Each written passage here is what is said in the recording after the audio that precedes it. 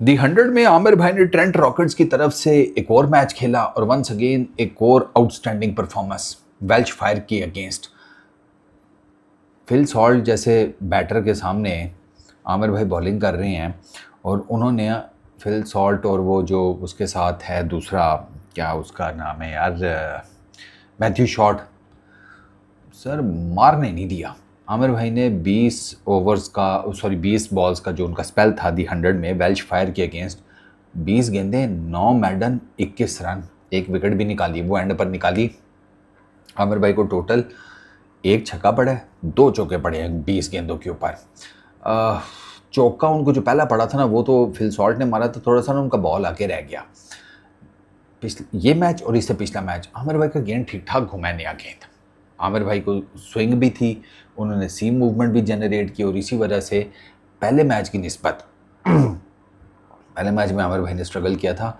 एक तो उनको लाइन लेंथ का प्रॉब्लम आया हुआ था, दूसरा उनका गेंद इतना नहीं हिला, तो उसके चलते हुए आमिर भाई को आपको सामने ही आया कि मतलब ठीक ठाक कुट पड़ी थी पहले मैच में, ठीक ठाक, मतलब रेहान अहमद ने आमिर भाई को छक्के मारे हैं यार, और फिर छक्के भी बांटे।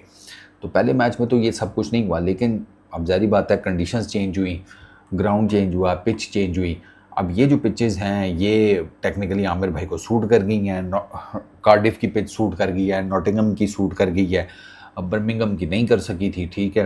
हालांकि बर्मिंघम में आमिर भाई ने वाइटलिटी ब्लास्ट में मैचेस खेले हैं, लेकिन यार वाइटलिटी ब्लास्ट के क्वालिटी और दी 100 की क्वालिटी में बड़ा फ़र्क है।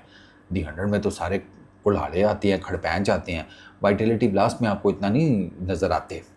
तो इसलिए वाइटलिटी ब्लास्ट की परफॉर्मेंसेज ओके बर्मिंघम में, लेकिन जहाँ पर उसी बर्मिंघम में आमिर भाई ने वाइटलिटी ब्लास्ट का जो अपना लास्ट मैच था वो बर्मिंघम में खेला था, उसके बाद उन्होंने दी 100 का अपना पहला मैच वो भी बर्मिंघम में खेला, और दोनों की परफॉर्मेंसेज में ज़मीन आसमान का फ़र्क था।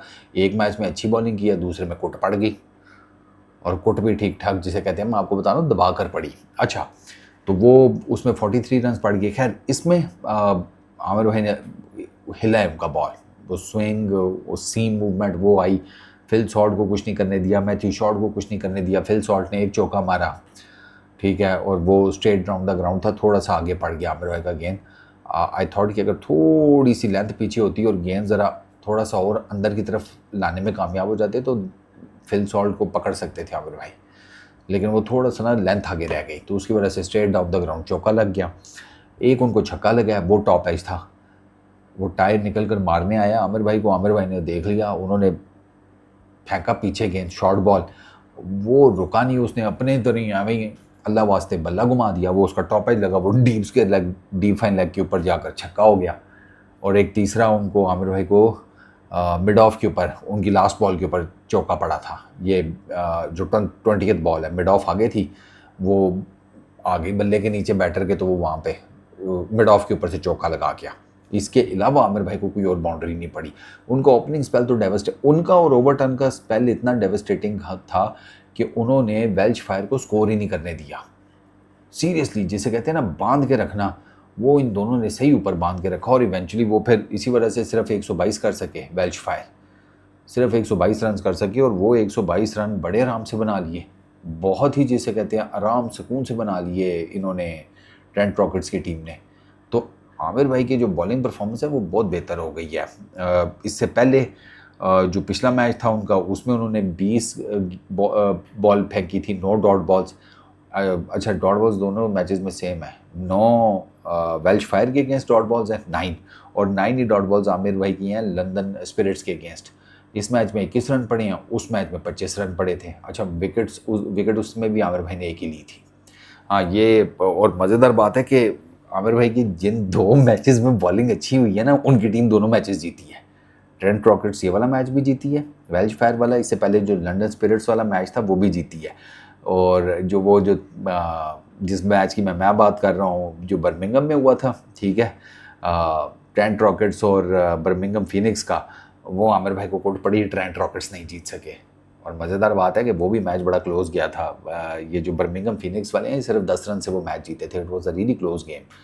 तो आमिर भाई का तो भाई साहब गरारी जिसे कहते हैं चालू हो गई है, और वो यार वो बहुत बहुत खोचल बॉलर है, वो बहुत बहुत हाई आईक्यू वाला बॉलर है मोहम्मद आमिर। उनको पता है कि भाई T20 क्रिकेट में, दी 100 क्रिकेट में मुझे कैसे बचना है, मुझे क्या बॉलिंग करनी है, मुझे क्या लेंथ्स रखनी है, क्या पेस की वेरिएशन करनी है। आमिर भाई का केड़ा पेस 145-50 का है, पेस उनका यही है 130-35। लेकिन मैं हमेशा कहता हूँ कि ये पेस बुरा नहीं है। अभी जाते जाते आपको एक बात बता देता हूँ, पेस की बहुत बात हो रही है पाकिस्तान की, जो वेस्ट इंडीज़ में परफॉर्मेंस थी कि पेस नहीं है, पेस नहीं है। ठीक है, तो एक सर्टन लेवल तक आप एग्री कर सकते हैं कि पेस नहीं है, लेकिन मैं आपको एक बात बताऊँ, 130-35 भी माड़ा पेस नहीं है। हार्दिक पांड्या का सेम यही पेस है, वो खड़ा नहीं होने देता किसी को। स्किल सेट, डिसिप्लिन, ठीक है, technique, IQ level, mind reading, ठीक है ना, ये सब मैटर करता है, ये सब मैटर करता है। आप 130-35 के जिसे कहते हैं पेस से भी बैटर्स को हिलने नहीं दे सकते। I guess if I am not wrong, Glenn McGrath का भी यही पेस था। आप इस पेस से भी पकड़ सकते हैं बैटर्स को। ऑल यू नीड इज कि आप बैटर को, आपको रीड करना आता हो, आपको शॉट्स उसकी जिसे कहते हैं शॉट्स का पता हो, आपको उसकी वीकनेसेस का पता हो, पिच का पता हो, आपने कंडीशंस को अच्छा रीड किया हो। एक पूरा होमवर्क करना पड़ता है। पाकिस्तान के बॉलर्स ने बहुत अच्छा होमवर्क किया था, खुर्रम शहजाद ने, मोहम्मद अली ने, अब्बास भाई ने। यार उन्होंने बॉलिंग में तो कोई मसला नहीं था वेस्ट इंडीज़ में। वेस्ट इंडीज़ में मसला आपको बैटिंग का हुआ है, आपके बैटिंग कोलैप्सेस ने आपका बेड़ा गर्क किया है। स्पेशली आपका जो सेकंड इनिंग्स में बैटिंग कोलैप्स आता है, ठीक है ना, आपको ना सिस हो गया, सिस आपकी टीम को ऐसा, yes, second inning syndrome. Peace up.